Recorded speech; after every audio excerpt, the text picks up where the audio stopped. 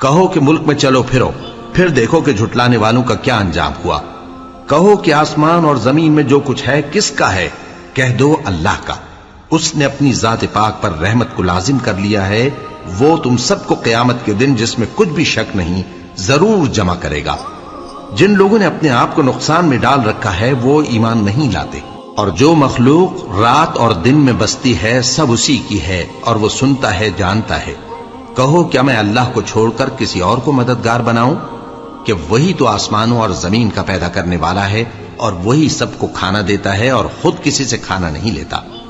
یہ بھی کہہ دو کہ مجھے یہ حکم ہوا ہے کہ میں سب سے پہلا فرما بردار بنوں، اور یہ کہ اے پیغمبر تم مشرکوں میں نہ ہونا۔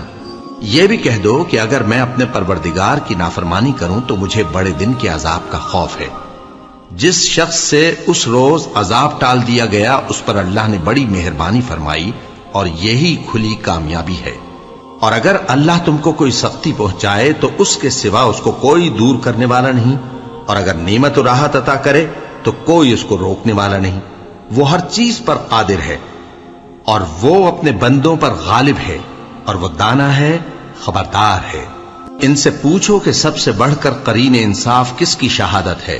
کہہ دو کہ اللہ ہی مجھ میں اور تم میں گواہ ہے، اور یہ قرآن مجھ پر اس لیے اتارا گیا ہے کہ اس کے ذریعے سے تم کو اور جس شخص تک وہ پہنچ سکے آگاہ کر دوں۔ کیا تم لوگ اس بات کی شہادت دیتے ہو کہ اللہ کے ساتھ اور بھی معبود ہیں؟ اے پیغمبر کہہ دو کہ میں تو ایسی شہادت نہیں دیتا۔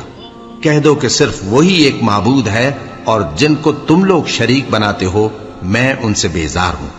جن لوگوں کو ہم نے کتاب دی ہے وہ ان کو یعنی ہمارے پیغمبر کو اس طرح پہچانتے ہیں جس طرح اپنے بیٹوں کو پہچانا کرتے ہیں۔